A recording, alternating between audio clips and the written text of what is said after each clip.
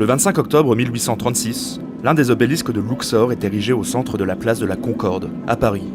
Il s'agit d'un présent du vice-roi d'Égypte, Mehemet Ali, à la fois pour remercier le français Champollion d'avoir percé le secret des hiéroglyphes, mais aussi pour saluer le travail des ingénieurs français dans la modernisation du pays. En effet, en 1798, une campagne militaire est décidée par le Directoire en Égypte, auquel se couplera une expédition scientifique. Cette présence française au Levant, qui aura duré à peine 3 ans, fut très marquante pour les deux peuples.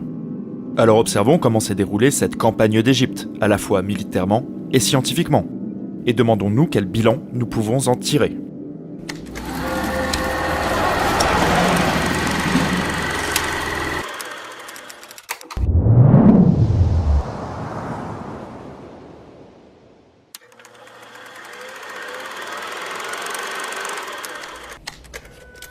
Au XVIIIe siècle, la terre des pharaons fascine l'Occident. Une vision mystique se développe, suite à l'apparition de carnets de voyage ou de publications scientifiques. Les lettres sur l'Égypte de Savary, mais surtout le voyage en Égypte et en Syrie de Volney, paru dans les années 1780, vont développer un pouvoir d'attraction pour l'Orient. Parmi les personnes influencées par ces récits, un certain Napoléon Bonaparte. L'Égypte lui évoque les conquêtes romaines et macédoniennes, le passage des grands conquérants, une terre légendaire. Après l'échec de la 7e croisade au XIIIe siècle, l'idée d'une expédition en Égypte par la France revient de manière ponctuelle.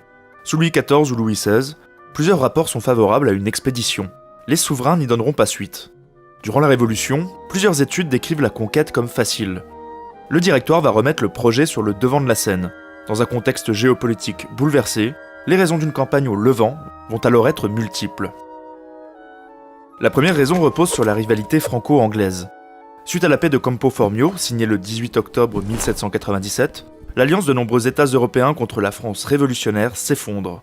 L'Angleterre se retrouve isolée sur la scène internationale. Le Directoire commande alors à Bonaparte, le vainqueur de la campagne d'Italie, un rapport sur un possible débarquement en Angleterre. Le général y voit une opération trop risquée. Attaquer indirectement le Royaume-Uni en lui coupant la route des Indes par une opération en Égypte est la solution mise en avant. D'autant que le nouveau ministre des Relations extérieures, Talleyrand, partage avec Bonaparte cette volonté de destruction des intérêts commerciaux anglais. C'est même lui qui aurait remis un mémoire sur l'expédition d'Égypte à Bonaparte. Talleyrand souhaite une véritable politique méditerranéenne pour la France, à travers le développement du commerce dans ces contrées. L'Égypte à cette époque est sous le contrôle de l'Empire ottoman, depuis 1516. Elle est administrée par un pacha, qui doit reverser un tribut annuel à Constantinople. Une administration provinciale et militaire doit faire appliquer les lois. Mais le pouvoir est en réalité aux mains d'une oligarchie, que l'on appelle les bey, qui commande une milice de 12 000 mamelouks, milice formée d'anciens esclaves affranchis. Mais vu de France, l'Empire ottoman paraît faible. Le Directoire, afin de ménager les Turcs, trouve une justification diplomatique. L'intervention est dirigée contre les mamelouks, et non contre la Sublime Porte, autre nom donné à l'Empire ottoman. Selon les mots de Talleyrand, la République est résolue à ne pas laisser s'accomplir la ruine de la Porte. Enfin, une autre raison, plus politique, va pousser le Directoire à autoriser l'expédition. Le général Bonaparte ne cache plus ses ambitions pour le pouvoir depuis son retour triomphal d'Italie. Sa popularité est exceptionnelle. Il est un danger pour le régime. Le voir s'éloigner ne déplaît pas au directeur. La peur du Corse ne justifie pas à elle seule cette campagne, mais elle y contribue fortement. La décision d'expédition est prise le 5 mars 1798. Les préparatifs s'engagent immédiatement. Le 12 avril, le pouvoir exécutif rédige ses instructions au général Bonaparte.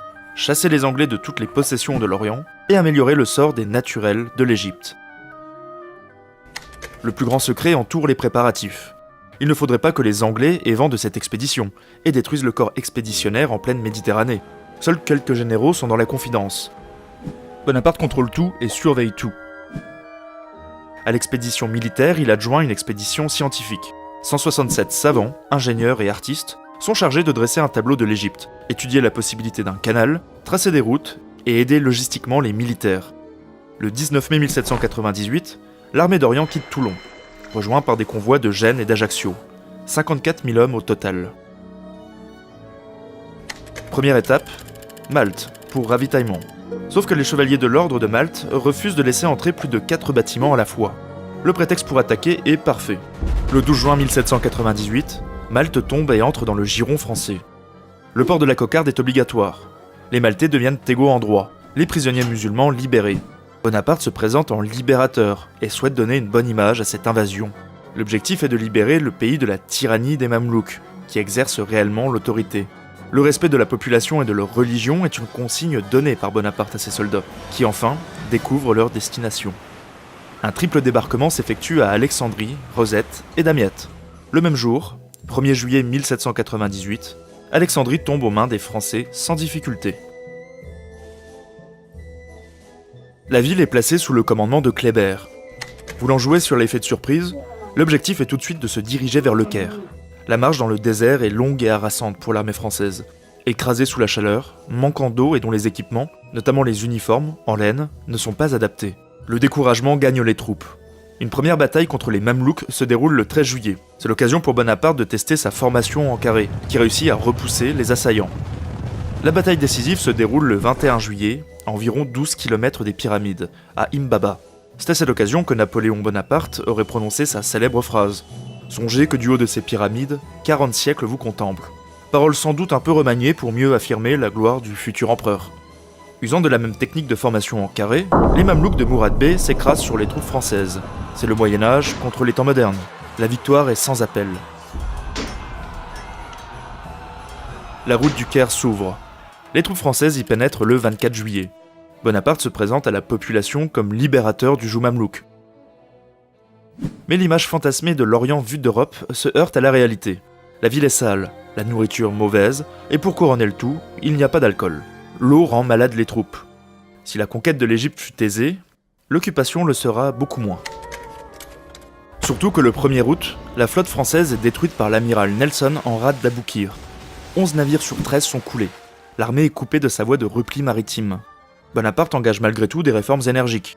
Il impose de nouvelles normes d'hygiène, réforme la fiscalité et l'économie, encadre l'administration. Des tribunaux de commerce apparaissent, les actes de mariage, les testaments, les propriétés doivent être enregistrés. Il impose l'ordre. Les sanctions sont exemplaires, même au sein de son armée en cas de débordement. Il tente également de s'attirer les faveurs des notables égyptiens, en les associant dans un conseil, nommé Diwan. Il accorde une attention particulière aux aspects religieux, protégeant les caravanes se rendant à la Mecque, ou participant aux fêtes religieuses. Malgré ses efforts de conciliation, l'occupation française est mal vécue par la population. Des échauffourées éclatent régulièrement, mais l'augmentation des impôts fonciers suite aux mesures d'enregistrement des propriétés, ainsi que la rumeur d'une possible entrée en guerre de l'Empire ottoman, provoque une révolte le 21 octobre 1798. La répression de Bonaparte sera d'une brutalité redoutable. 5 à 6 000 hommes sont massacrés. Afin de calmer les esprits, une amnistie est décrétée, mais la situation, déjà très tendue, va continuellement se détériorer.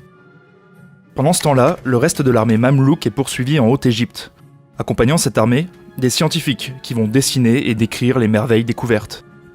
Très rapidement, Bonaparte a créé l'Institut d'Égypte, organisé en différentes sections, mathématiques, physique et histoire naturelle, économie politique, littérature et art.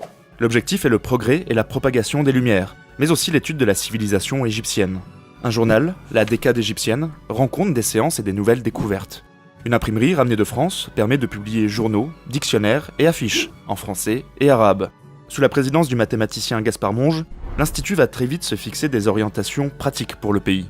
Cuisson du pain, fabrication de poudre, de bière sans houblon, ou réflexion sur le choix à faire entre moulin à eau et à vent, et même sur la manière de clarifier l'eau du Nil.